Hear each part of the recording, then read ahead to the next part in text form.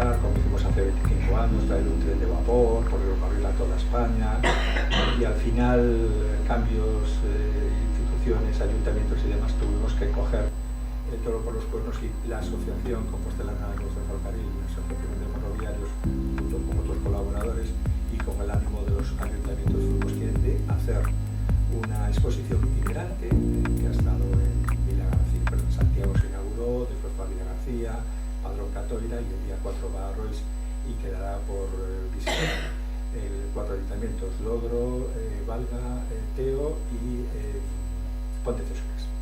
Bien, entonces la Real Sociedad Económica fue el impulsor de como sociedad filantrópica, fue el gran impulsor de este ferrocarril, que fue un ferrocarril que no estaba auspiciado por los grandes capitalistas como los Rothschild o los Pereira, sino surgió de una manera como romántica, ¿no? Como aquello de grandes personajes del mundo de la cultura, como el padre de Ramón de María de Valle-Inclán, nuestro querido Domingo Fontán Rodríguez, que fue además presidente de la Real Sociedad Económica de Amigos del País, y desgraciadamente, a pesar de que hizo, como sabéis, la carta geométrica y gran matemático, y fue director del observatorio, fue un crack y un trumillón, como diría, un pata negra.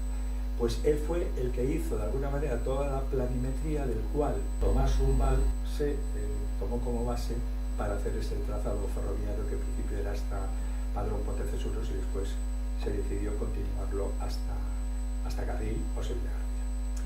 Bueno, y entonces es una emoción eso, que sea la Real Sociedad, que estar aquí y en las manos de nuestro amigo Pancho, de Juan Salle y otros miembros que están aquí, nuestro querido Javier que anda por ahí, pues yo creo que para mí era muy emotivo que fuera aquí, precisamente la presentación primera, inicial y universal.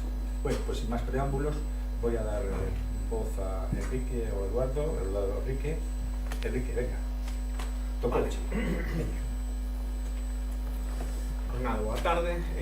A min pediume Carlos preparar un pequeno texto sobre o ferrocarril na cultura galega, non?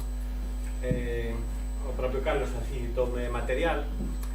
Neste pequeno texto pois vai unha foto que me facilitou el do procedimento do Museo Naval, quero recordar, onde aparece unha imaxe do Porto de Ferrol, xa cun camiño de ferro, pero 25 anos antes, aproximadamente, de que se inaugurara o ferrocarril compostelán. É dicir, que case deberíamos ir a 175 anos, non a portada do libro.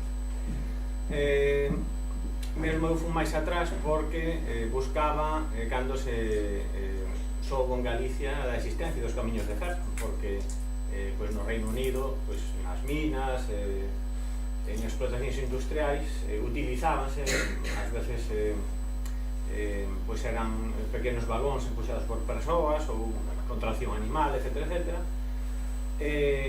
Mais ou menos podemos dicir que hai 200 anos a intelectualidade galega xa podía ter noticias pois da existencia dos camiños de ferro, inda que o mellor pois non soubera moi ben.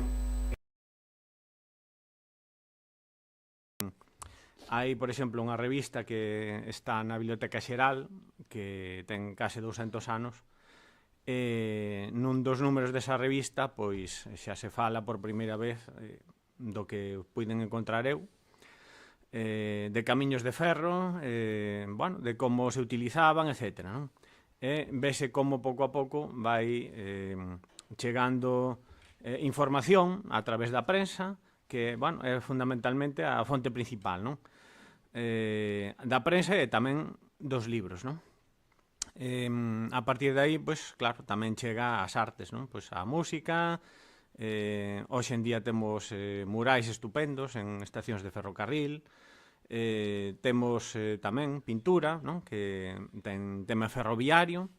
Realmente, pois, eu aprendi moito facendo este traballo e penso que, bueno, o meu pequeno gran de area como contribución a ese gran traballo que desenvolveu Carlos Avellán, non?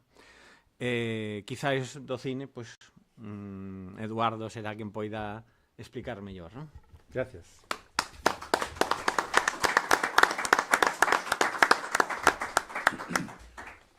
Ben, pois eu penso que non é gratuito decir que o cine e o tren teñen que ir sempre da man, tendo en conta que supostamente a primeira película que hai revisionistas e que agora xa hai estudios que din que non foi que a chegada do tren a La Ciotat non estaba no paquete das 10 películas que pasaron os Lumière o 28 de decembro de 1895, non? Ali cerca da ópera, non? Pero, bueno, en principio, aínda que efectivamente hai estudios, é unha das primeiras películas, non? Podríamos decir que esa primeira película, non, é unha das primeiras películas. Así que o tren e o cine están relacionados desde o nacemento do cinema, non?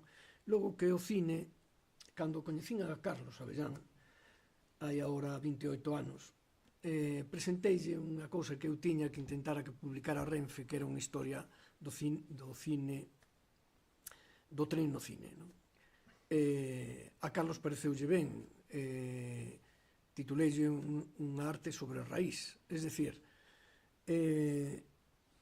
esa idea de que cando unha cámara empeza a desplazarse, cando deixa de ser unha cámara fixa e se achega a alguén antes de que existan as lentes de aproximación, moito antes dos estativos, moito antes dos drones, o único xeito era sobre uns carrís de ferro. É dicir, que o movimento no cine e o movimento do tren, esa idea do movimento, do coñecemento relacionado co movimento, da viaxe, sexa a través física ou da fantasía, imbrica aínda máis o cinema e o tren, non? E logo, unha anécdota para os galegos. O local onde se proxectou, onde se fixo esa primeira proxección para un público diverso e cobrando unha entrada, que por certo era dun franco, que era moitísimo, nese local durante 12 anos estivo entre o ano 85, creo, 84 e 96, unha sucursal de Caixa Galicia. É dicir, que é como se naquele momento se quixera pechar un círculo do tren e de Galicia, é un simbólico, porque a figura do tren no cine é sempre simbólica e metafórica, non? As primeiras películas que se fixeron en Galicia, das primeiras, falando de revisionismo, é probable que a primeira película que se filma en España fose na Coruña e non fose a Misa de 12 do Pilar de Zaragoza. Das primeiras películas son chegadas de trens, ou estacións de trens, ou viaxes de sociedades de Vigo a Pontevedra, etc. E aí un gran soñador galego, José Gil, un gran cineasta galego bastante vilipendiado pola sociedade da época, fixo tantas películas sobre trens entre 1909, 1908 e 1917 e 18, que uns anos despois sacou unha longametraxe. Tedes que entender que as películas nesas décadas eran de 50 segundos, 1 minuto, 2 minutos. unha longametraxe sobre todas as películas relacionadas con inauguracións e viaxes de trens que se fixeron en Galicia. E a partir de aí, pois, o Nodo non facía, por certo, o Nodo tan denostado, lóxicamente, tiña cousas positivas, que eran que un dos cámaras era Manuel Ferrol, o famoso, un dos cámaras do Nodo en Galicia era Manuel Ferrol, o famoso fotógrafo de emigración, do pai e o neno chorando na estación en Vigo, non? E logo, pois, como sabedes, a nosa cinematografía pois, viviu unha longa noite de pedra, pero xa no ano 76, cando comeza o que se chama o cinema galego, é dicir, o cinema rodado en galego, Miguel Piñeiro fixo unha versión do Pai de Migueliño que é moi torpe, porque era a primeira película que facía e o cinema galego comenzaba, pero que é moi fermosa, porque é os recordos de Migueliño, do seu pai, que tiña tan idealizado, son de Migueliño que vai a emigración metido nun vagón de tren na Coruña, e o vagón de tren ponse en marcha e é como un traveling cara a memoria, e é unha dobra viaxe, non? E esa é unha dos recursos máis habituales do cine como se fose unha viaxe metafórica, non?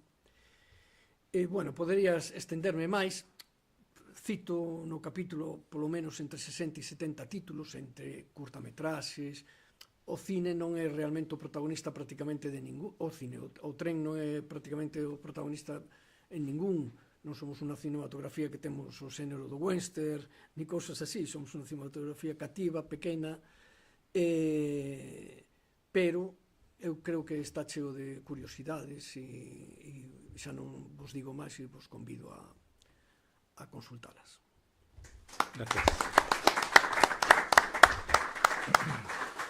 Gracias Eduardo. A verdad que me vino á mente 28 anos, casi foi onte. Pero lembro tamén de unha experiencia moi boa con Eduardo cando un día nos propuso facer un cine con un convenio coa Universidade de Santiago. E ainda a miña filla pequena se lembra de Más Madeira, esa de los hermanos Más en el Oeste, e de vez en cando decirlle esa palabra lle lembra todavía desa primeira proyección que a miña filla pequena, que está aquí, miña filla maior, esta miña muller, a que foron grandes sufridores en este ano e un mes que durou esta obra, parir esta obra do tren. Bueno, pois, fixemos un festival que temos que volver a facelo, un festival recopilando as grandes películas grandiosas como El maquinista de la General, La conquista del Oeste, grandes películas que realmente tuvo un éxito espectacular. La verdad es que estaba cheo cine porque estas películas son muy emblemáticas y mira por dónde nos volvemos a encontrar, os caminos nos volvemos a encontrar. Camiños de Ferro nos volvemos a encontrar. Bueno, sin máis dilación vamos a facer unha pequena presentación. O libro son 368 páxinas, hai máis de 800, a ver se isto vai así. Vale, vedes ben, non? Sí. Bueno, isto é curioso porque para facer a portada foi o máis complicado. Tuvemos que facer hasta 70 versións e non sabíamos como íbamos a facer a portada, se era unha cousa antigua, moderna, e ao final decidimos pois esta primeira que vedes agora, ¿no? Que é la primeira estación de Cornes, cando se inaugura o 15 de setembro de 1873. Quixen dar estas dúas señales porque estuve traballando moitos anos en señalización e de alguna maneira é o guiño donde estuve moitos anos profesionalmente traballando, e despois na parte inferior quixen poñer os trenes que entraron agora precisamente no mes de maio e xuño, que é o famoso Abril, estes que van a 300 por hora, e o famoso Hablo, que son os trenes de baixo custo de Renfe, que, por certo, tanto un como outro veñen para Santiago, están pasando por Santiago. Ben, esta imaxe me lembra un pouco el romanticismo do ferrocarril, que todos nos suscita el tema do tren, ¿no? Por unha parte, esta imaxe da esquerda supón o xúbilo, ¿no? De la chegada do tren en España foi no ano 1848, ainda que o primeiro ferrocarril foi en Cuba, que Cuba era España, en 1837 foi en Cuba, que Cuba era unha provincia de ultramar española e foi a primeira línea entre La Habana e Guinness. A segunda foi 25 anos despois, foi en Barcelona-Mataró en 1848, e esta es en 1873, e entonces esta expresa gráficamente pues, o xúbilo dunha nai a seu fillo, como dicindo que chega ao progreso, que chega de alguma maneira pois unha maior calidad de vida, un cambio importante do que supón a idade industrial. E esta foto é preciosa porque tiña aí cerquiña do meu despacho en Madrid, sempre me gustou, porque é unha foto romántica que non sabe se son as despedidas ou as chegadas, mas me parece unha despedida, pero unha despedida bonita e romántica, e me parece unha foto moi bonita de un gran cadro que tiñamos ali en Madrid no museo. Bueno, aquí quero explicar un poquinho de que é o libro, ¿no? Entonces, non é un libro técnico ni engorroso, non quise facer datos técnicos que por meu traballo podíamos dedicarlle, non quisimos receitar esa cuestión, non é engorroso. Relato mi experiencia, que teño que decir que ao longo de 50 anos, agora son 51, que pasei por todos os paus. É algo, penso que algo increíble. Son fillo de ferroviario, neto de pai e de nai de ferroviario, nací no medio das vías, meus pais se coñeceron no tren, entrei en aprendiz con 13 anos, antes estuve en un colexio aos 8 anos interno ali en Guadarrama, en Madrid, entonces estuve interno na Escola de Aprendices de Renfe, entré en Renfe, despois me tocou facer o servicio militar e fixeno por ferrocarriles, volvín a Renfe, e despois, cando 2005 se creou Adif, Infraestructuras Ferroviarias, entrei en Adif, hasta o ano 2012 que pasei a Madrid, a la Fundación de los Ferrocarriles Españoles, donde aí me xubilei. Por lo tanto, é unha experiencia de todos estes anos moi resumidas e de algún xeito moi sinxelo. Non quixemos tampouco falar de min, sino que xen falar máis ben do ferrocarril e todo o que supuso, non? E además queríamos que fora falar dos personaxes históricos como un recoñecimento a todos eles, a todas as institucións, e además quixen que foran moitas imaxes. Estuvimos procesando unas 3.000 e pico fotografías. Para mí foi moi importante ser o director do museo e do arquivo e da fototeca, a biblioteca da máis importante de España, de Madrid, e iso me permitiu moito, porque eu decía a miña xente, todo o que asa do ferrocarril galego pa o Penrai, non? Entonces, deume un pouco na idea de que facíamos con esta información. Aparte, por la parte de la Asociación Compostelana de Amigos do Ferrocarril, había moito material que foi recopilando ao longo destos 30 anos de todo o que era principalmente do ferrocarril galego, especialmente de traballos de investigación, traballos finales de carreiras que foron recopilados e que están nos arquivos a toda a disposición de todos os que estades aquí. Tamén describe o que falamos, desde a primeira línea ferroviaria galega hasta a actualidade, o sea, do vapor o AVE. E en este chegaba un momento que tiñamos que procesar moitísima información. Parecía xa o libro de Petete, algo increíble. Entonces decidimos, bueno, isto hai que coller como Salomón, cortar a mitad, e este primeiro tomo está digamos, de Galicia Sur, digamos que está desde Santiago Ourense hacia baixo. E de que falamos? Pois aí falamos dos trenes, das estaciones, dos tranvías, das anécdotas, que podemos falar algunha delas e demais. E logo me pareceu importante, como era un fito importante, e esperemos que dentro de 150 anos estemos aquí para velo, pois dixemos, isto ten que ser algo especial, e vou coller os mellores profesionales técnicos ou os que máis saben desto a nivel galego, que nos podan falar dun área determinado. E entonces teño que agradecer a todos os que falei, menos según que tiña un problema de corazón e estaba a punto de operarse de unha operación moi complicada, salvo un, que era de Vigo, me dixo, mira, encantado da vida, pero estou no hospital e estou a punto de facer unha operación de corazón e aínda non teño data e tal.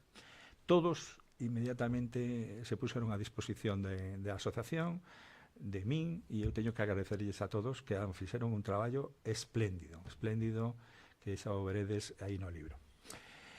Logo, teremos un tema importante. Dixemos, bueno, e para que facemos isto? Pois aparte para que quede na memoria de todos, para que quede na Real Sociedade a importancia que tuvo no fomento deste ferrocarril, pois nosotros estamos como monxes coidando un mosteiro, neste caso un mosteiro industrial. Estamos coidando un tren que además é significativo, moi importante para nós os galegos, porque é un coche dos anos 30 de MZA, que estuvo a súa sorte, foi primeira e terceira clase, no ano 30 ni siquiera existía Renfe, Despois estuvo circulando por todo o territorio nacional e nos últimos anos estuvo como coche vivienda de la Brigada Forestales. Por lo tanto, estuvo percorrendo todo Galicia como coche vivienda, dormitorio, comedor de unha brigada de Renfe que se dedicaba a limpar as matorrales, os árboles ao longo da línea do ferrocarril galega, non? E entonces, ese é o coche, que además teño que agradecer á Real Sociedade e a Pancho, cando tuvemos aí vacas flacas, en unha situación bastante complicada, se nos había rescindido o contrato, estábamos desahuciados, aquí está membros da Asociación de Amigos del Ferrocarril, está Carlos, está Javier, que sabe moi ben os padecimentos, estaba parte de miña familia, pois que estábamos desahuciados, menos mal que nos coincidiu co traslado de Madrid para aquí, que me acaba de presubilar, non? E entonces pues estábamos desahuciados, que eso era unha chatarra que non encaixaba dentro de la estación del AVE, de la modernidade e tal, e efectivamente o coche estaba bastante deteriorado e a base de apoios como la Real Sociedade, que foron a facer unha visita, Consello da Cultura Galega, Camilo Gesecela, en fin, todos estuveron aí, la Real Academia, todos colaboraron inmediatamente para decir que esto había que conservarlo, mantenerlo. E froito deso, pues, nos volveron a prolongar el contrato de arrendamento, porque o coche é propiedade da asociación, pero estamos pagando un aluguer do espacio e a través tamén temos que ter uns seguros e todo este plan de seguridade que nos exixe, non? E entonces nos parece oportuno pois chegar a un acordo e chegamos despois de infinidade os que traballades coas administracións, sabedes de que estou a falar, infinidade de xestiones, chamadas e tal, e tirar da chaqueta de todos os días, hasta que conseguimos un convenio a 3 partes entre a Xunta de Galicia, a Consellería de Cultura, o Concello de Santiago e a Asociación. E fruto diso, pues, temos un vehículo exteriormente bastante ben, ainda que queremos facer unha segunda fase. E tamén tenemos unha locomotora que está da Fundación de los Ferrocarriles Españoles, que a su vez está cedida, e que é un caso único no mundo onde se vaciou no seu interior e alberga unha maqueta de trens de 6 metros en escala H0, que son as delicias dos nenos e dos maiores. E, por lo tanto, isto é como un mosteiro que, aparte de pedir ás administraciones, temos que aportar algo. E aportar algo é dicir, que podemos nos aportar á sociedade? Pois a experiencia, un libro, coñecemento e moi variado. E a cambio, pois todos os beneficios que recibamos de esta obra irán, a parte que lle toque a la asociación, irán destinados íntegramente para este mantenimento. Bueno, non me entendo máis. Aquí vedes o que o índice. Como vedes, vou a ler moi rapidamente. Primeiro fago unha retrospectiva a nivel nacional, os 175, que tamén se celebraba ese mismo ano, igual que se celebraba 150 en Galicia, foi o 175 a nivel de España, o sea, de la Península Ibérica. Despois falo exclusivamente deste primer ferrocarril, Carril Cornes, a primeira línea ferroviaria galega. Despois falo de historias contadas, cando se trasladou o corpo de Rosalía ao pabellón dos galegos ilustres. Hai recopilaciones moi importantes de nuestro querido socio e membro fundador Son Luis Mínguez García, que está aquí con nós. Fixe un libro moi interesante sobre historias contadas de Carril Cornes, que foi un exitazo. Foi, según dice o Consorcio de Santiago, foi o libro que se esgotou inmediatamente e foron 1000 exemplares. O sea que estamos animando para que o ano que ven, con motivo do 100 aniversario do Concello de Conso, que é integrado ao Concello de Santiago, se volva a facer unha segunda reedición e esperemos que o tema vaya ao bo camiño. Despois falamos por orde cronolóxico das historias do ferrocarril de Redondela a Vigo e súa conexión con o resto de España e con Pontevedra. E logo entramos un capítulo que dividí en 2 partes. Unha parte que me pareceu falar moi interesante de la Sarita, la famosa Sarita, que ha sido rehabilitada fenomenalmente en la sociedad pública de la Fundación de Camilo Gesecela, lo cual fomos testigos de esa reinauguración, precisamente o día que se inauguró la exposición e se inaugurou aí en el centro de Cornes, o sea que non dábamos abasto, pero chegamos a tempo aos dous eventos. Entón, dedicamos un tema moi importante a través de un estudioso moi importante que eu aprecio moito, José Luis Fernández, que fala sobre as vicisitudes reales de la Sarita, donde chegou, como chegou, foi expropiada por Facenda. A verdade é que é unha historia preciosa para facer unha película solamente da Sarita, que moitos dos galegos descoñecemos da verdadeira historia da locomotora Saro Sarita, como lle chamamos. Logo, falamos da evolución dos servizos ferroviarios, que non se lembra dos ferrobuses, dos camellos, en fin, todos estos trenes que ao longo do tempo, o tren de Varela, en fin, todos estos trenes emblemáticos que ao longo da historia pois vamos comentando. Logo hai un capítulo dedicado a las estacións, outro dedicado aos actos dedicados ao 125, donde ademais introducín os 250 en esos actos que falaremos despois de Cornes e de Vilagarcía e demais. Logo está as colaboracións, en este caso temos a Enrique Neira sobre 2 séculos de ferrocarril en cultura de Galicia, o caso de Eduardo Galán, que temos aquí, sobre el tren que nos leva, cine e tren en Galicia. Despois está Malión Luna, que é un portugués de Oporto, que tamén fixo un tema importante sobre cando se inaugura o ponte internacional de Tui, que non se pode inaugurar porque tiñamos o tema da cólera. O sea, falábamos do COVID, pero en 1883 hubo problema de cólera, e se pecharon as fronteiras, e mira ti, parecíamos que esa historia non iba a pasar, e mira por donde casi 100 anos despois nos pasa con el COVID-19.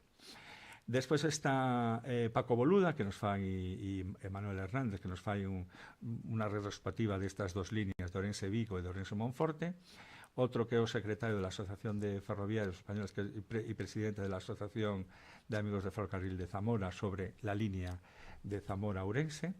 Logo está Alberto Blanco sobre los malogrados proxectos do que foi o Ferrocarril Sur de Ourense e unha cronoloxía comparada. Bueno, aquí entro un poquinho en los ilustres personaxes, son unha parte, hai moitísimos máis, pero bueno, fixe unha pequena recopilación daqueles personaxes que foron os pioneros e ao cual lle debemos pleitesía, ¿no? Debemos un respeto e un cariño e que sean recoñecidos por aqueles tempos dos que era, ¿no?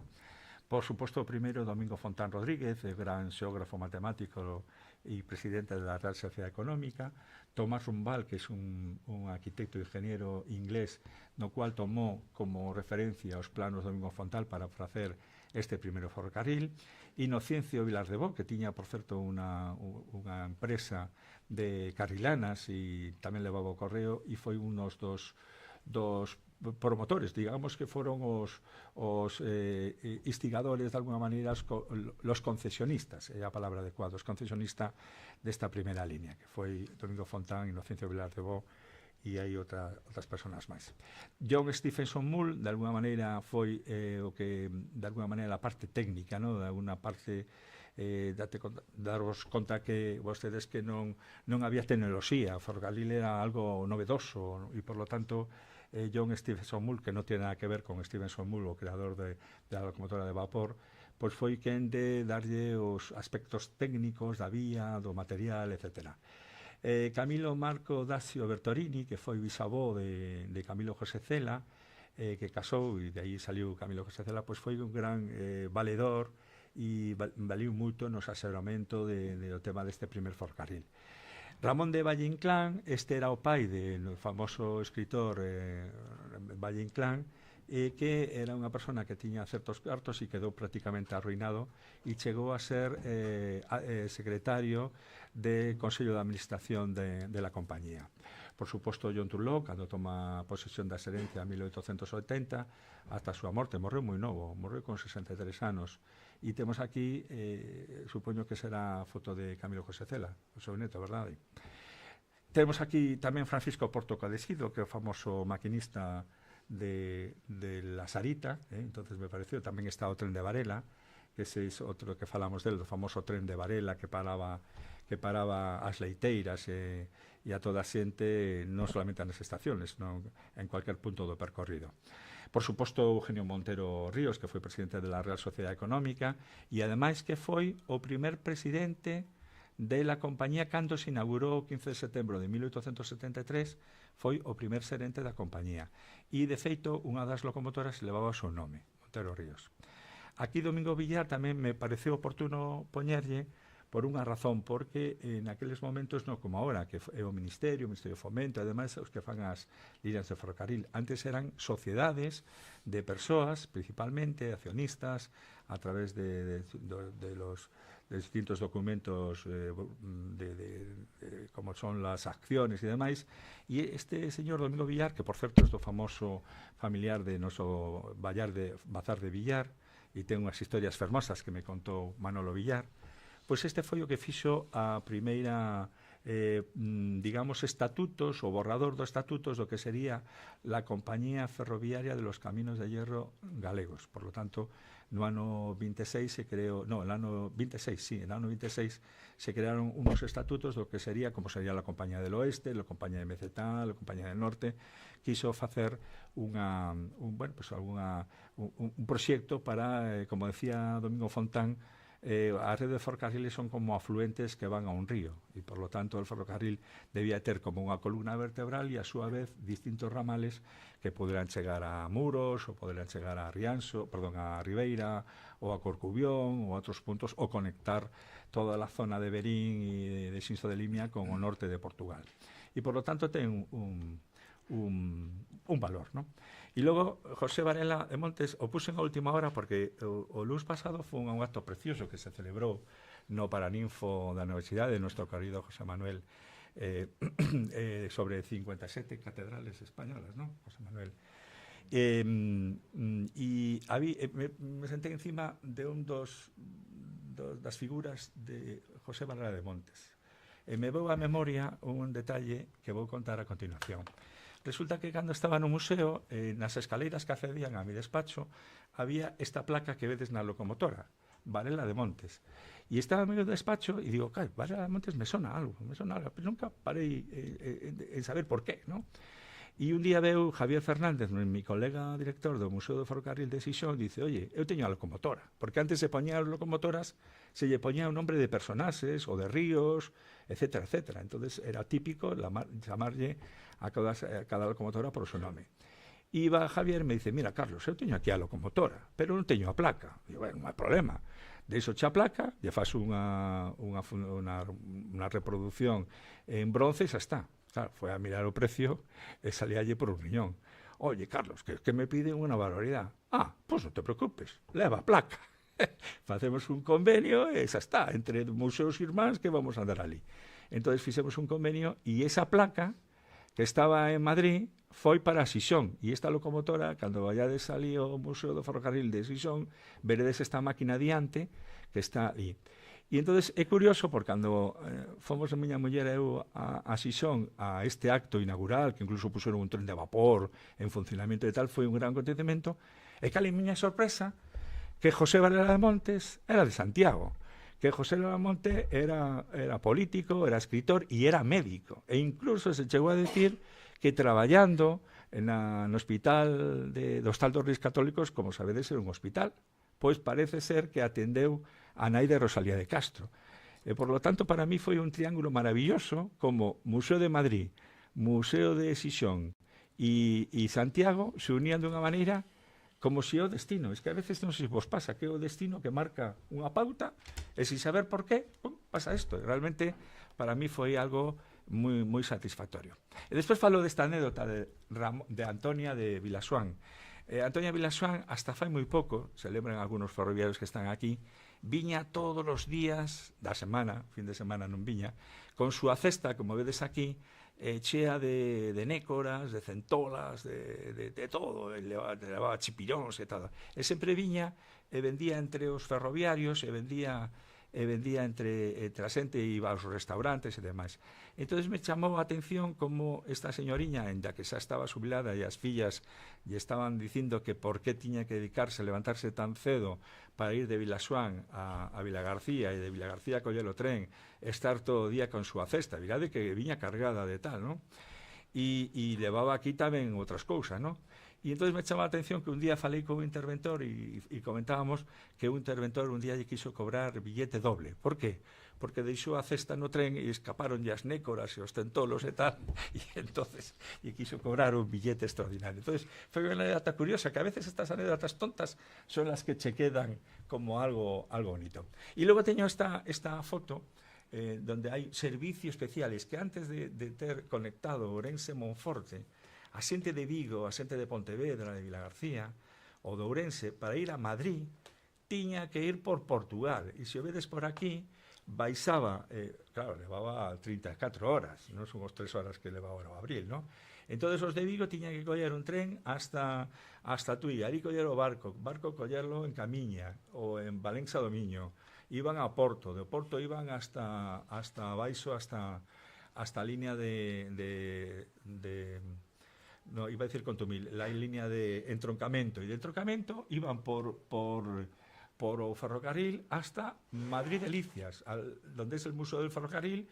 Chegaban a la estación de Delicias, porque la estación de Delicias era MCP, Madrid, Cáceres, Portugal. Entonces, para ir a Madrid, tenían que ir desde aquí, pasar por todo Portugal, para llegar a Madrid en la estación de Madrid Delicias. Bueno, entonces hay una anécdota curiosa que también no estaría mal, ¿no? Que viniera un tren de Madrid que fuera a Santiago y sea que continuara a Porto. Eu penso que non é tan descabellado. Además, son trenes que cambian de ancho de vía, o ancho de vía ibérico compartimos con Portugal, pois non penso que é descabellado que haxa un tren de Lisboa o Porto, Vigo, Santiago e Madrid. Eu penso que é un tema que debemos de loitar, Pancho?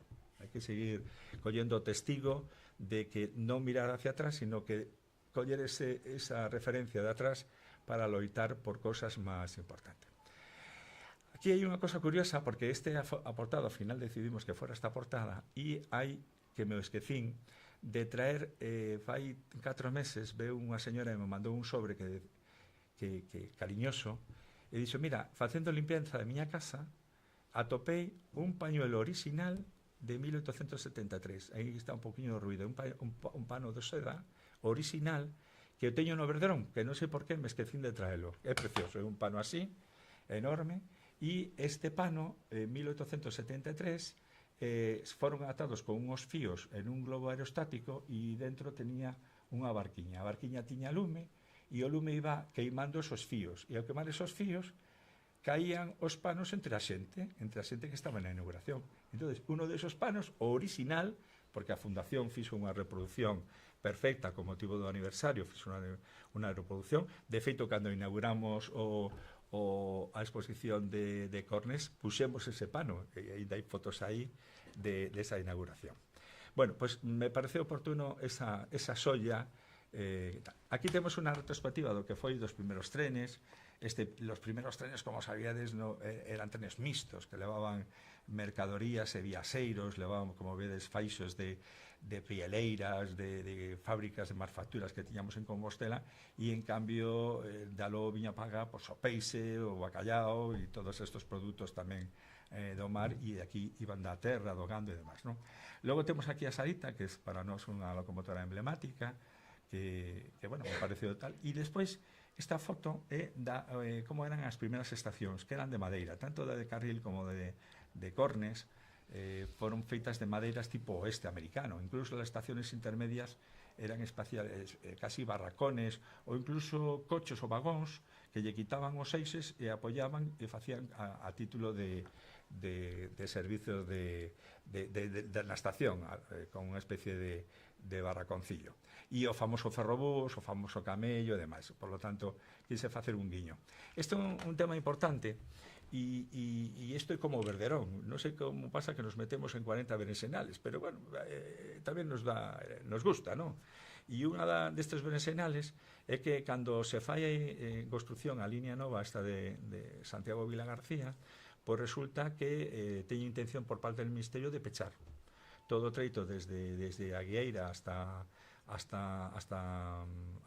Vila García, de pechar. Imaginados a estación de Catoira, a estación de Cesures, estación de Padrón, donde decimos que hai importantes elementos de cultura e de turismo, como a Casa Museo Rosalía, la Fundación Cela, las Torres del Oeste, los embarcadeiros allí de Cesures e de Vilarelle, incluso la playa de Compostela. E entonces o que fixemos foi xuntar a todos os alcaldes. Nos juntamos 11 alcaldes, cada un do seu pai e súa nai. Nos juntábamos, lóxicamente, no Verderón. Digo que no Verderón sempre foi unha factoría de ideas. Algún día contaré todas as cantidades de historias que salieron de aí. Non todas salieron adiante, pero de logo, se hai algo que ten o Verderón, e a locomotora neste caso, é unha factoría de ideas, unha factoría de proxectos que en algúns casos pues, están fraguando como este. Entonces aquí vemos o alcalde aquí a miña izquierda, ves o alcalde de de Valga, ves a alcaldesa de Pontecesures, ves o alcalde de Padrón, ves o alcalde de Vilagarcía, en fin, estamos todos aí en reuniones periódicas donde estábamos todos, hasta estaba o Concello de Opino, porque como queríamos prolongar esto de que no solamente pechar la línea, sino queríamos que fixeran unha línea de cercanías, que unira co Hospital Provincial, que foran hasta unha parada en Fontiñas, outra en Asionlla, e que prolongara esa estación de cercanías, ou ese traxecto de cercanías aos regionais hasta o aeroporto. Entón, estábamos ali e fixemos unha exposición sobre este tema, e, curiosamente, a pesar de que estaba aprobado o desmantelamento, como xa se fixera no treito de Portas a Vilagarcía, que de feito se pechou e se levantou, a pesar das protestas e demais, pois aí se levantou, pois nos, a través de reuniones co Ministerio, cartas, apoios e tal, pois conseguimos que non se pechara esta línea, e, por lo tanto, estamos orgullosos de que esa línea pois esté operativa e que siga funcionando, non?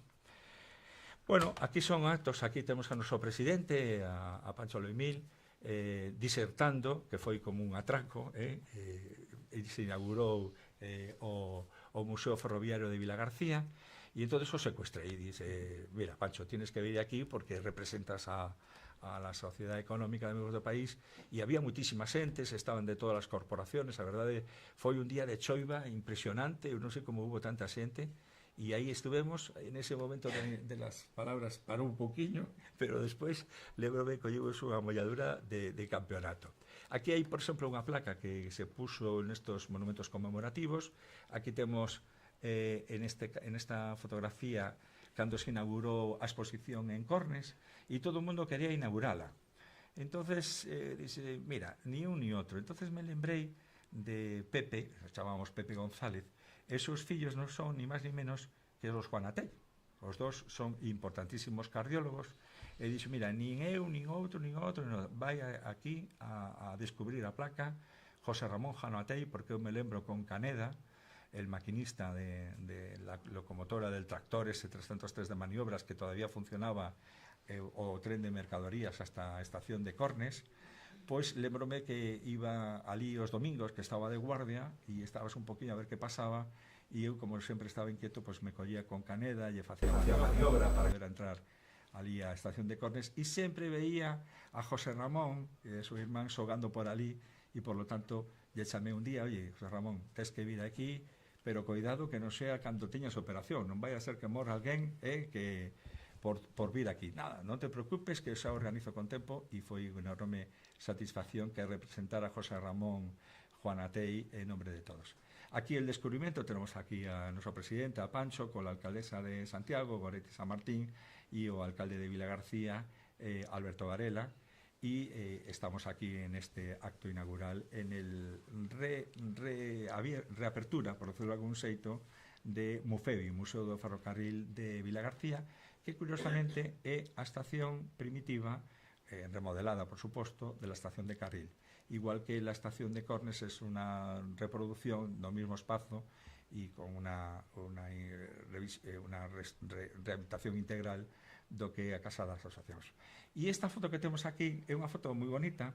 Temos aquí todos os concelleiros, hai membros da Asociación de Amigos del Ferrocarril e membros representantes de loitadores do ferrocarril, desta línea e tal, e aí vemos representantes de Padrón, de, bueno, alcaldesa de Santiago, alcalde de Vilagarcía, en fin, todo, Mercedes Rosón está aí, e penso que é un acto moi bonito porque fixemos ese viaxe deprisa e correndo porque queríamos facer algo espectacular, pero al final pudimos facer o que fixemos, e aún así estamos satisfeitos porque lembramos todo eso, e gracias a eso pois se fixo todos estos actos, ¿no?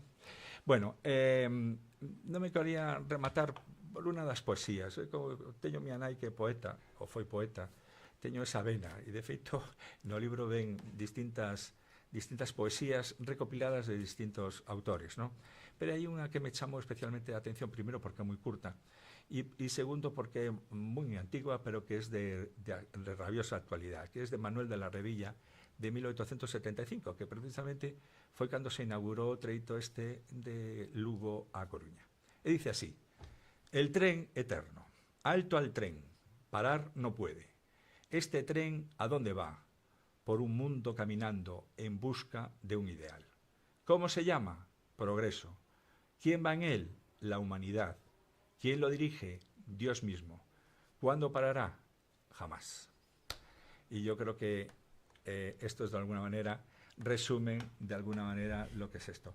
Como hay tantísimas cosas, yo prefiero que preguntéis, y no sea aburrido, perdonadme, pero podría estar hasta mañana, pasado, al otro, y lo único que quiero agradecer pues a todos, a mi familia, a mi mujer por el aguante de no verme el pelo, sí me ve el pelo, pero me ve la espalda, que no tengo mucho, por este año que, bueno, que estás, cuando te metes en una envergadura de estas tienes que dedicarle tiempo y no puedes perder el hilo. Si pierdes el hilo te cuesta mucho arrancar, y por lo tanto ha sido un año y medio que ha sido muy productivo, porque el resultado está ahí, que queda ahí un recuerdo, el agradecimiento a todos los que han colaborado y sobre todo, pues gracias a vosotros, gracias a los telespectadores o televidentes que están escuchando en streaming y que estamos a vuestra entera disposición.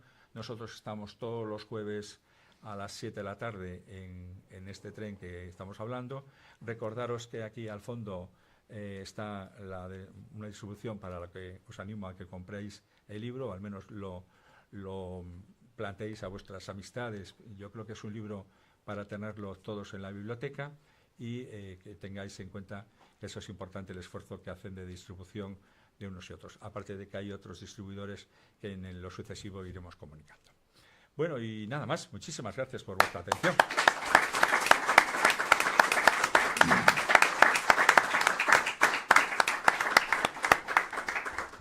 Bueno, yo me vais a permitir que, usando la posición que ocupe, inicie el coloquio.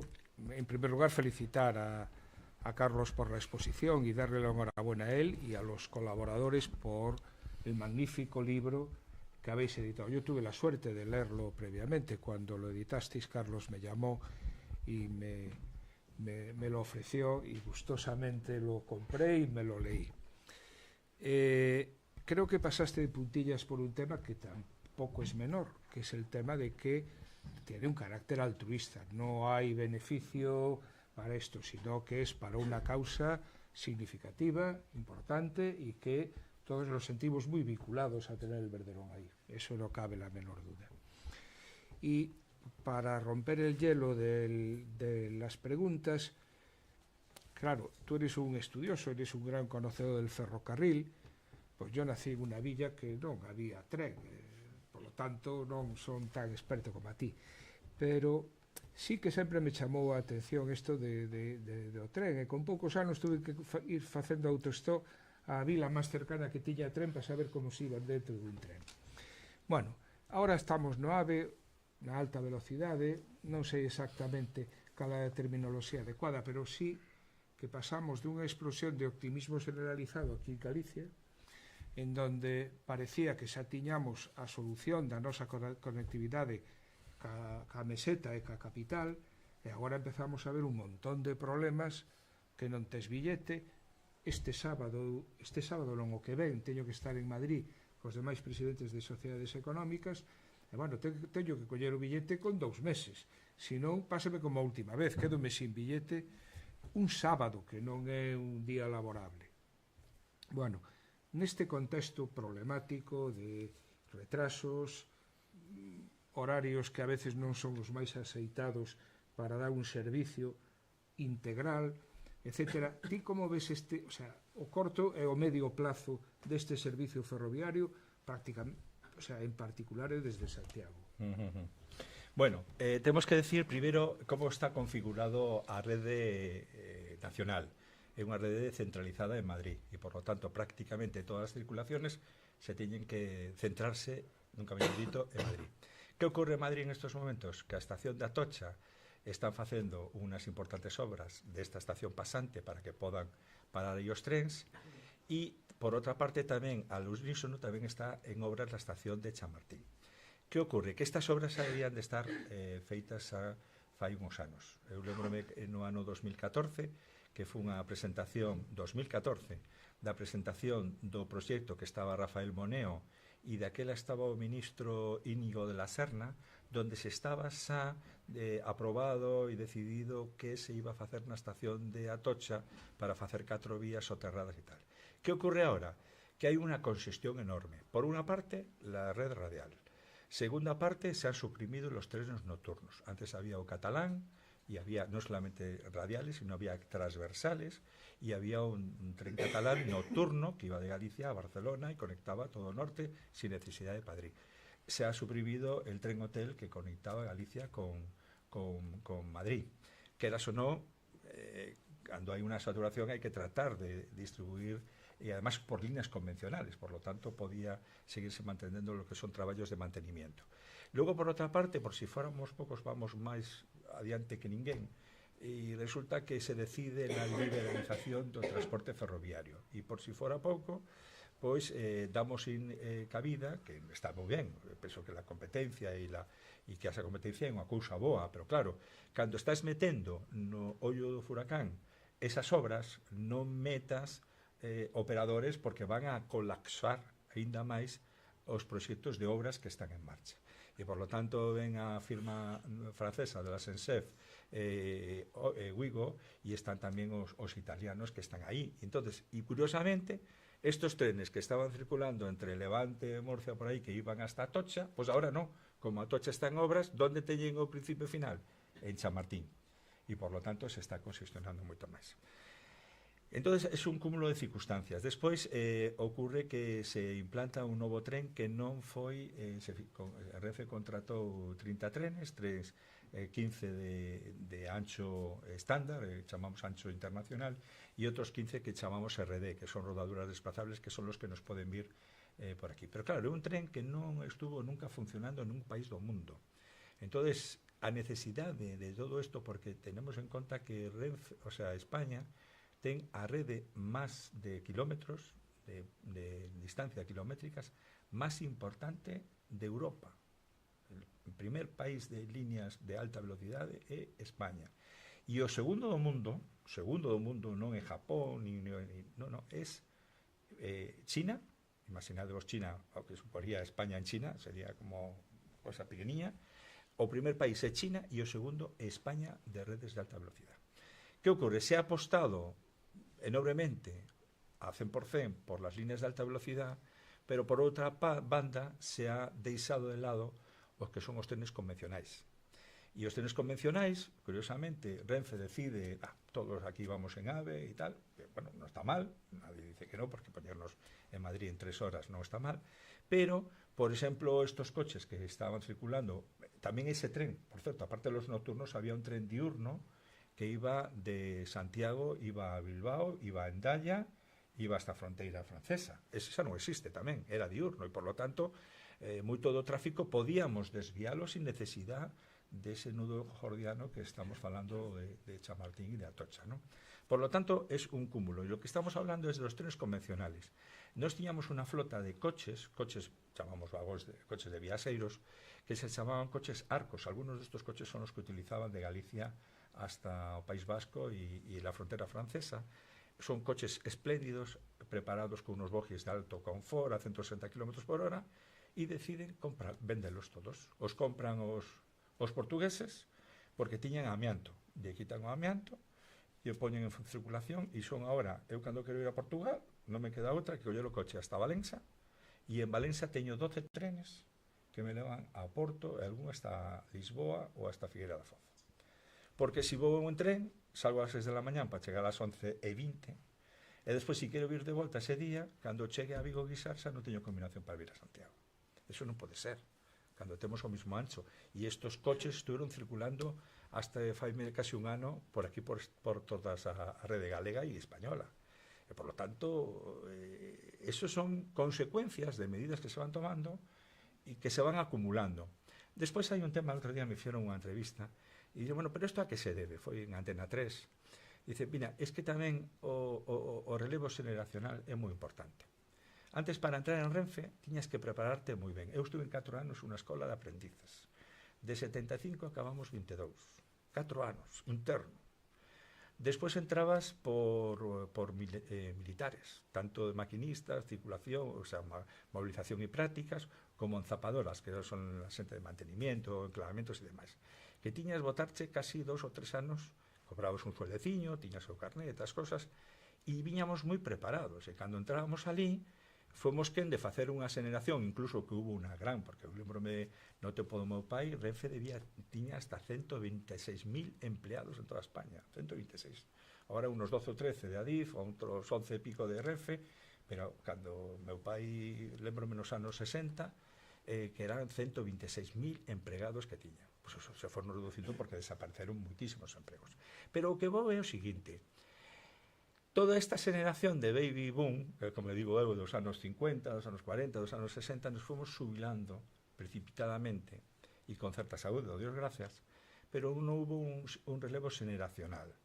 E entonces a xente que entra da calle, que non digo que non este preparado, igual teñen conocemento, non aprenderon o que é oficio e el sentirse ferroviario. O sentirse ferroviario é decir, cando estás no tren non tes horario, tes que sacar o tema adiante. Despois se separa a empresa, se separa de o que é de la operadora, que é Renfe, de la infraestructura, e cada uno o seu. Despois se separan os trens. Os maquinistas de mercadorías non queren saber os de viaxeiros, e os de viaxeiros non queren saber do maquinista. Eu lembrei unha ocasión que pasei moi mal, me lembro agora, que unha das cosas que tiñamos en Madrid era el tren de la Fresa, era un tren histórico dos anos 20, con coches de madeira e tal, e tiñamos prácticamente vendido a campaña do outono, e entrou esa normativa de que si era un maquinista de mercadorías non era de Renfe, o sea, non era de viaxeiros, e de viaxeiros Renfe, e lembrome que estuve unha semana de rodillas, por favor, que me viñeran os maquinistas de mercadorías, e felizmente o conseguí, e gracias a nosa perseverancia e tal, porque se non tiñamos, nese momento se quedaron sin xente, non había ni siquiera para lo que se llama obligaciones de servicio público, e había moitos trenes de cercanías que incluso non podían circular, e por lo tanto o tren turístico, ainda que sea histórico, pues menos aún. Podía contar miles de historias, pero como quero ser breve e quero que hagan máis preguntas, pues penso que debemos continuar con siguientes preguntas, se hai algunha, claro. Algunha máis? Bueno, pois... sí, claro. Una cosa, el servicio público en general en España es excepcional. El sistema ferroviario es excelente. Cualquiera persona que se haya movido por el mundo, pues, no conoce en otros países, Reino Unido o Alemania, por ejemplo. En el caso, la pregunta. Hablabas de la línea de Pontevedra a Marín. No. Porque había una muy anterior, ¿correcto? Perdón, vamos a ver. La primera parte, te digo que sí, que lógicamente podemos sentirnos orgullosos de la calidad del servicio que está prestando el ferrocarril en España. Tenemos los modernos y tenemos su servicio. Pero lo que ocurre es que hay que tener una planificación. Por ejemplo, como el caso que comentaban esta mañana en radio. ¿Qué es lo que ocurre con estos trenes y esos fines de semana? Que es recurrente. Sabemos que los fines de semana es cuando se desplazan más. Pues resulta que tenemos los trenes Avant, que ya para empezar tienen unas accesibilidades muy bajas. Tienes que subir 2 o 3 escalones. Hoy hay trenes como los talgos que son al mismo rasante. Entonces entras y sales con mucha facilidad. Segundo, no hay unos planes de mantenimiento que están continuamente funcionando. Y tercero, que estos trenes ya circularon mucho y se necesita reforzar. Tercero, no tenemos redes de cercanías. Comentaba esta mañana que en España todas las comunidades del litoral, todas, tienen servicios de cercanías, menos Galicia. Bueno, perdón, hay un pequeño tramo entre Ferrol y Jubia, pero vamos, eso es anecdótico. Pues teníamos que tener una red de cercanías en el núcleo de Coruña, en el núcleo de Vigo, en el núcleo de Vilagarcía Santiago, el aeropuerto. Y luego, por si fuera poco, como no tenemos tenemos las infraestructuras que son buenas, porque tenemos vía doble, banalizada, que pueden ir distintamente por una vía por otra, electrificada, parámetros de más de 200 kilómetros, bastante fiable, ¿no? Pero ¿qué ocurre? Que los trenes son los que son, y para colmo se dio un poco de café para todos, y se dieron los billetes bonificados gratuitos.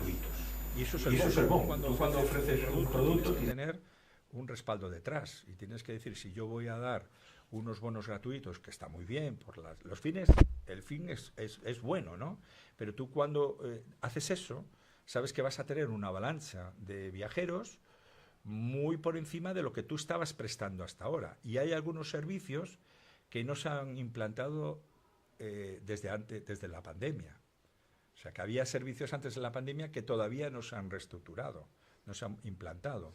Entonces es un cúmulo de circunstancias que nos permite decir que hay que seguir haciendo. Yo incluso hacía un llamamiento esta mañana, estaba muy inspirado, debe ser que la adrenalina de la presentación, lo emotivo que tal, y entonces estaba que me salía. Yo creo que ya me iban a poner de ministro, ¿no?, de transporte, que no, Dios no lo quiera. Yo ya llegué a lo que he llegado y ya no. Pero sí que decía, oye, si haces un viaje de Santiago a Vilagarcía y hay que dar una calidad y hay un servicio, tú no puedes dejar a la gente en la calle. Y para 18 minutos, pues si hay que dar a la gente y tiene que ir de pie, pues tiene que ir de pie. Pero ojo, eso es como un tramo final. Lo importante es que haya trenes con plazas suficientes y tal. Mira, yo acabo de estar ahora en Varsovia y allí no hay ni check-in ni nada de nada. Trenes del tal, la gente va como quiere, ni reservas ni nada. Y trenes, estamos hablando con Cracovia y con todos los lados. Trenes, a mí me encantaba. Yo lo primero que voy a un sitio es ir a la estación. Para mí es algo sagrado. Voy a un sitio, lo primero la estación del tren y luego lo que sea, ¿no?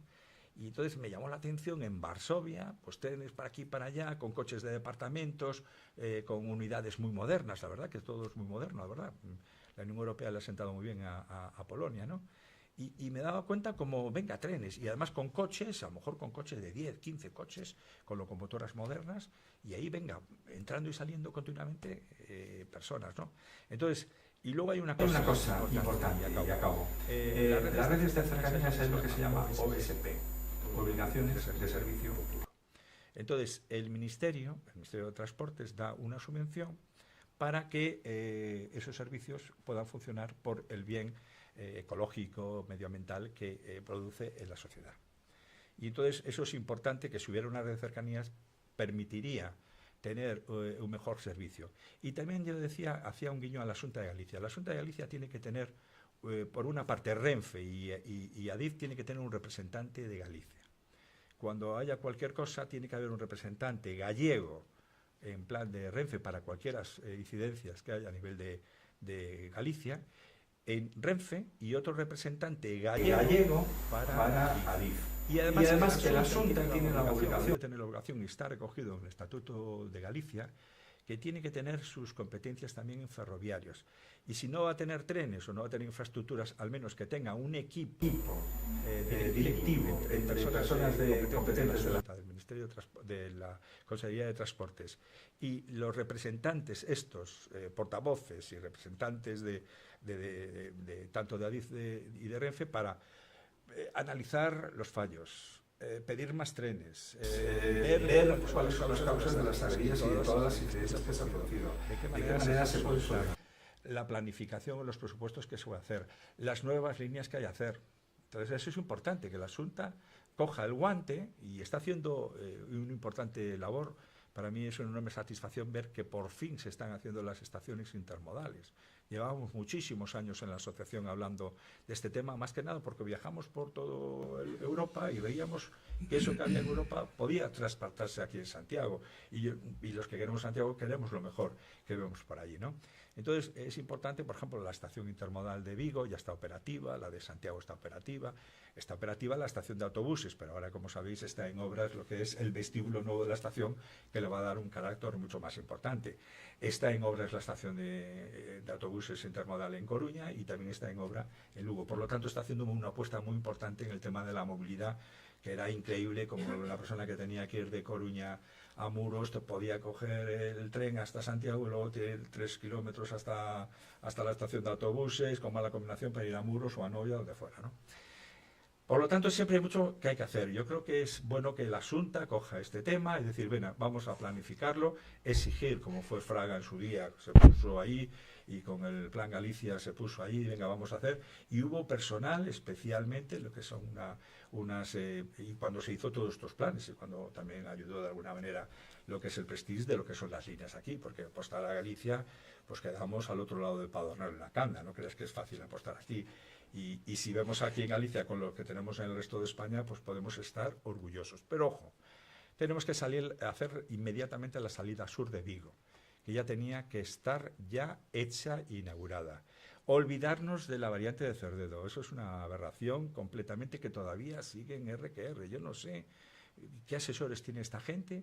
Hacer una variante, no sé si sabéis, la variante de Cerdedo supone hacer una línea de alta velocidad con todo lo que cuesta mantenerlo, doble vía, electrificación, que cuesta más de 2.000 millones de euros, y hacer desde Ocarballiño, no desde Orense, desde Ocarballiño hasta Barro, que es en Pontevedra, para ganar menos de 20 minutos. No, mira, haga usted lo que es la salida sur de Vigo hasta Pontareas, de ahí conecta con Portugal, y después de Pontareas Sevilla de conectar desde Pontareas hasta Orense por Mandariz.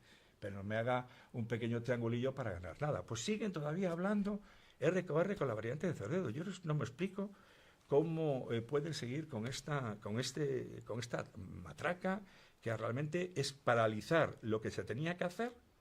Yo no sé si lo hacen a propósito para no hacer lo que tienen que hacer. Yo no sé si en Vigo, para el sur, hay como una barrera que no hay que infranqueable, ¿no? Es importante hacer, por ejemplo, el eje atlántico. El eje atlántico es de Ferrol a la frontera. ¿Qué pasa de Coruña a Ferrol? Pues está que ni siquiera la variante de Betanzos, en Festa. Ahora se está hablando que va a haber un estudio, eso lo vemos bien. El estudio que una el eje atlántico con Lugo. Parece bien. Empecemos a hacer el Sion-ya aeropuerto, de entrada. Luego ya se continuará, pero empecemos a hablar de temas serios para que desde la Sion-ya pueda conectarse al aeropuerto para ir a Coruña, para ir a Vigo, Orense y a Santiago. Es realmente Galicia ciudad única, nunca mejor dicho, porque estamos conexionados a menos de una hora con todas las capitales gallegas, y eso es importante.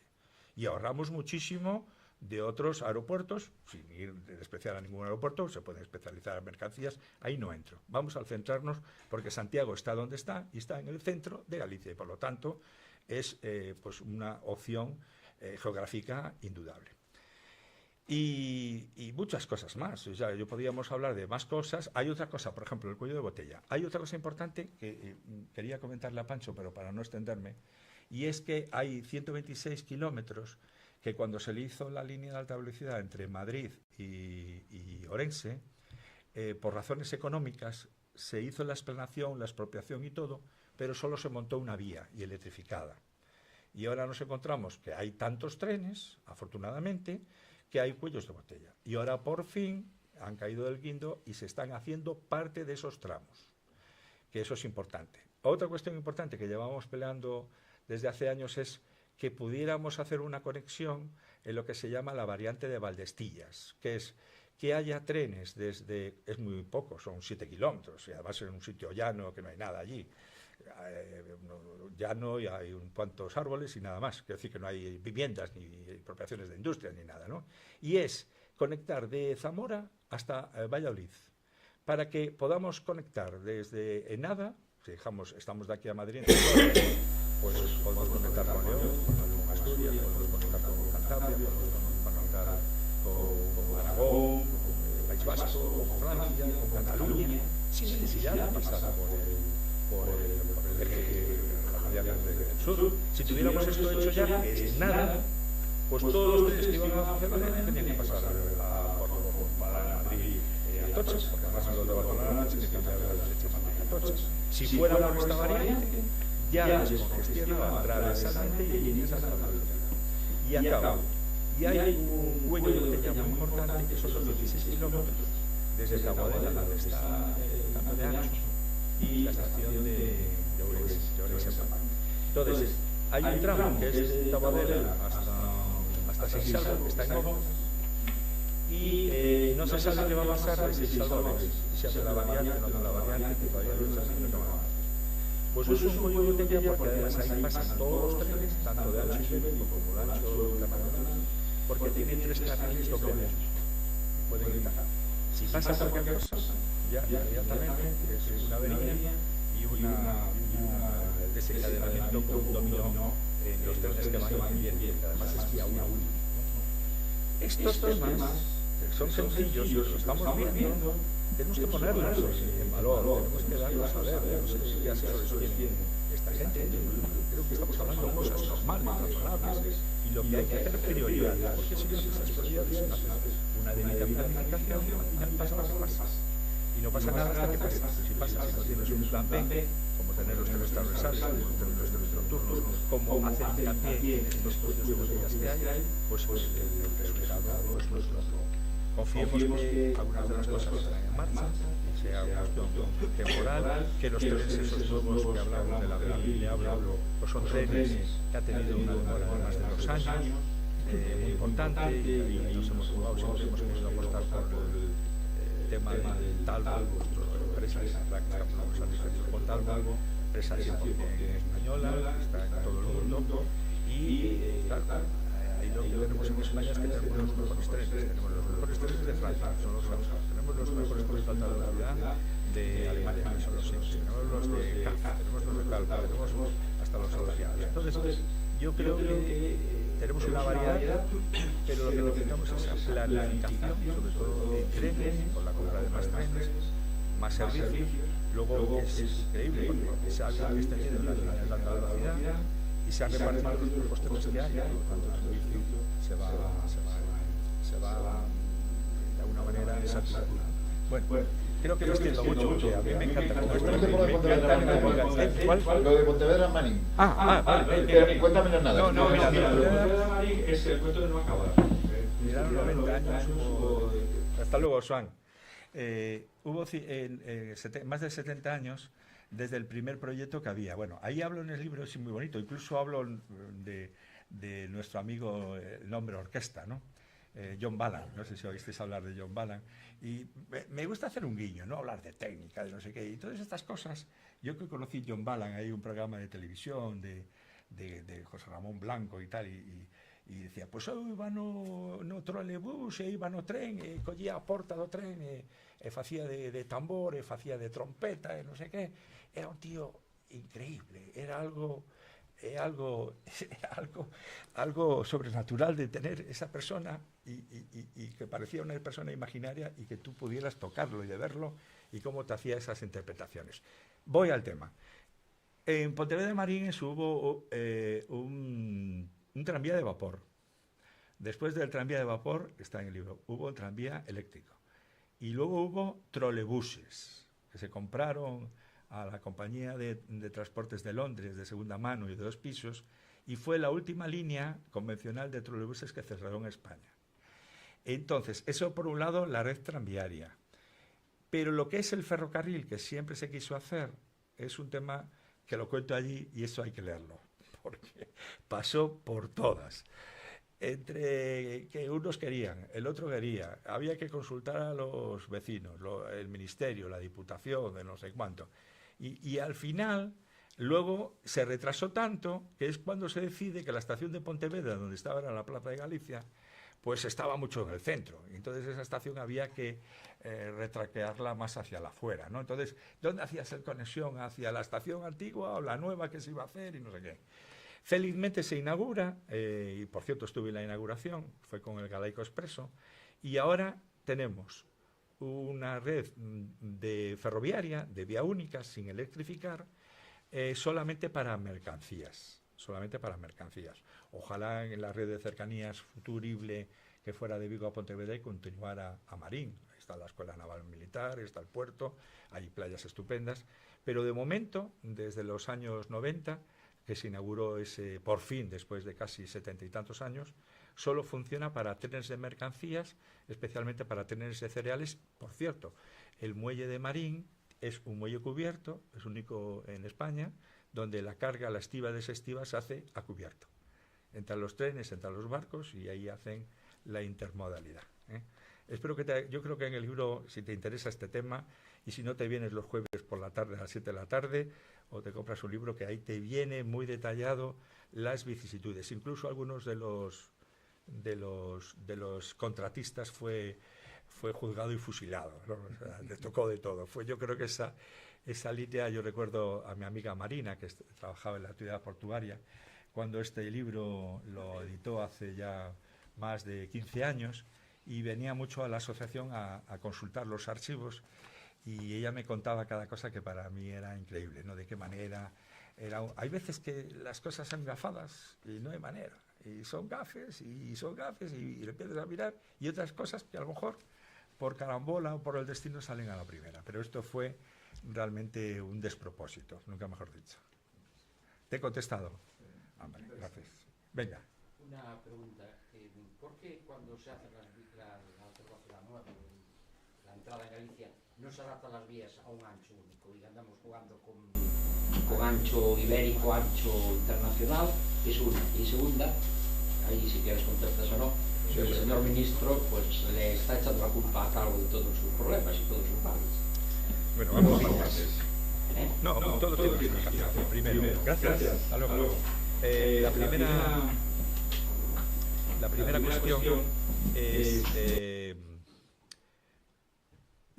Talgo tiene su culpa por el retraso y por los agobios que ha tenido de que este tren saliera, porque este tren ha perjudicado muchísimo los servicios ferroviarios, porque no es lo mismo que entren ahora que entren cuando tenían que entrar hace más de 2 años, ¿no?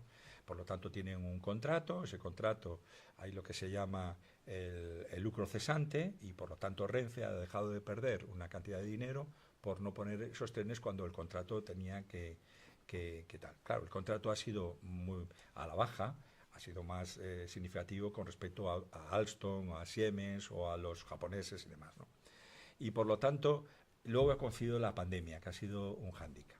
Y luego ha coincidido también que la tracción, o sea, Talgo en material remolcado es de lo mejor, pero la tracción siempre tiene que depender de un tercero. Entonces ha habido como un pequeño divorcio entre la compañía que le suministraba las tracciones de uno con respecto a otro. Eso por un lado. El caso es que se pone un tren que no ha circulado mucho, que necesitaba un rodaje y que además también es importante en su día, como hubo en otras ocasiones, de tener un personal de apoyo. O sea, un personal técnico de Talgo que acompañara a los trenes cuando podía haber alguna incidencia. Muchas de las incidencias eran tonterías, a lo mejor que la puerta no cerraba, y a lo mejor si la puerta no te cierra no sale el tren, cosas así. Entonces hubiera un personal técnico de mantenimiento de Talgo, que debía de estar ya en el programa, y después lo hicieron, pero no lo hicieron al principio, pues muchas de estas pequeñas averías se hubieran solventado. Luego, con respecto al tema del ancho, es que claro, ahí hablamos del informe Subercase, cuando se decide la primera ley de ferrocarriles, de que aquí éramos más chulos que nadie, y como la orografía española era como era, pues necesitamos poner unas locomotoras muy potentes y por lo tanto teníamos que tener mayor ancha para tener mayor cilindraje las locomotoras de vapor, ¿no? Eso fue un tema que, para bien o para mal, también yo creo que hablo de que la invasión napoleónica estaba ahí, aunque no lo digan, yo siempre lo digo, que ahí está, en 1810, pues nos invaden los napoleónicos, y claro, eso es complicado. Y no es lo mismo, en este caso, como fue, eso es curioso, ahí hablo del tema, los rusos, cuando los alemanes invaden Rusia, pues el ancho europeo es menor que el ancho ruso, son 1520 contra 1435, ¿no? Entonces es más fácil en un parte ancha en parte estrecho hacerlo ancha que no al revés.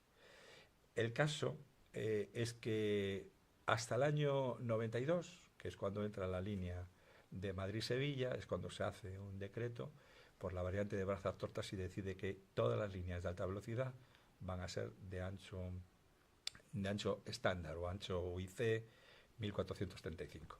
¿Qué ocurre? Eso era una isla, que luego con miras a medio y largo plazo, esas líneas se fueron ampliando a través de Barcelona, a través de la frontera francesa, y Valencia, Murcia y Galicia, ¿no? ¿Qué es lo que ocurre? Que nosotros tenemos unos trenes que otros países no tienen, que son RD, rodadura desplazable. Porque los trenes Talgo, una de las características que tiene, incluidas las locomotoras, es que pueden cambiar de ancho. No son ejes, son rodales. Y esos rodales, a través de unos cambiadores de ancho, son los que cambian el ancho de vía de un ancho estándar a ibérico y de ibérico a estándar, ¿no? Sin parar. Y a raíz de esos cambiadores de ancho, pues se fue prolongando y ampliando las líneas de alta velocidad. ¿Qué pasó en Galicia? En Galicia es algo singular, por decirlo así suavemente, porque lo que se hacía, como se hacía antes, es empezar las líneas por los colaterales. Entonces se empezó a hacer, como sabéis, de Madrid hacia Valladolid por Guadarrama, y luego se conectó con Zamora, y por otra parte se hizo el eje atlántico y el Santiago-Orense. El Santiago-Orense en su momento se planificó para hacerlo de ancho internacional, porque es línea propia de alta velocidad. Esta línea está concebida para 350 kilómetros por hora, para hacerlo algún día en 14 minutos. Así está, no, perdón, 21 minutos. Pero, como el eje atlántico está en ancho ibérico y como de Orense a Zamora está en ancho ibérico, dijimos, mira, vamos a poner esta línea de alta velocidad provisionalmente a ancho ibérico, y es la primera línea de alta velocidad, de 2 carriles, para alta velocidad. Estaba capada de alguna manera solamente hasta 220. Ahora el Abril puede circular a 300. Está homologado para 300. Entonces, ¿qué ocurre? Que ahora está la línea hecha, está completa, y dijeron, pero donde dije, yo llego, ya lo haré. Y entonces tenemos ahí el cuello de botella en Taboadela, que tiene que cambiar de ancho, porque no le queda otra, por si quiere venir de Taboadela a Orense, y Orense a Santiago, y Santiago Vigo o Coruña, no le queda más remedio que cambiar de ancho. O lo que hicieron hasta que pusieron el Abril es que ponían los trenes de alta velocidad hasta Orense. ¿Pero por qué? Porque no tenían que pasar por el cambiador de ancho de Taboadela, porque podían ir a través de Taboadela con ese doble ancho hasta Orense, pero no podían pasar de allí, ¿no? Entonces eso es un poco la situación que se daba, ¿no? ¿Qué es lo que tiene que hacerse? Pues claro, es que si no tenían que poner un cambio de ancho en Taboadela, otro aquí en Santiago, porque claro, el eje atlántico también había que cambiar el ancho. Y esa pérdida de tiempo de aproximadamente unos 10 minutos, porque tienes que frenar, a veces tienes que cambiar la catenaria. Por ejemplo, hasta Taboadela es de 25.000. Chao, Eduardo. De 25.000 voltios en corriente alterna. Pero aquí en la zona de Orense son 3.000 voltios continua. Entonces tienen que bajar el pantógrafo o cambiar la transición de 25.000 a 3.000. Y luego tienen que reducir la velocidad para cambiar de ancho. Si tuvieran que hacer este eje Orense-Santiago a ancho internacional, habría que poner el cambiador que está en Taboadela y habría que poner otro cambiador en la entrada de Santiago. Por lo tanto, lo que podías ganar en tiempo lo reduces en estos cambiadores. Se dijeron, mira, vamos a hacerlo y cuando cambiamos todo. Y ahí está.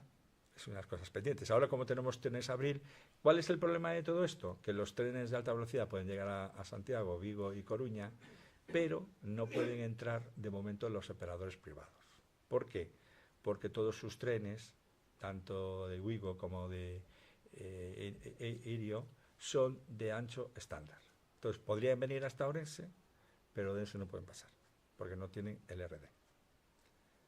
Bueno, ya veis que esto es un mundo.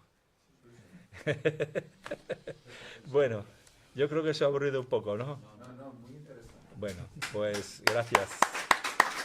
Gracias a vosotros.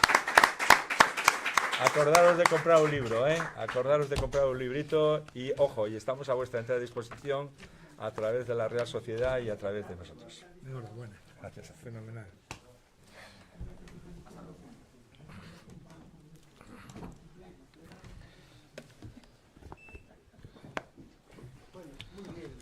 Gracias, Carlos. Muy bien. ¿Qué tal?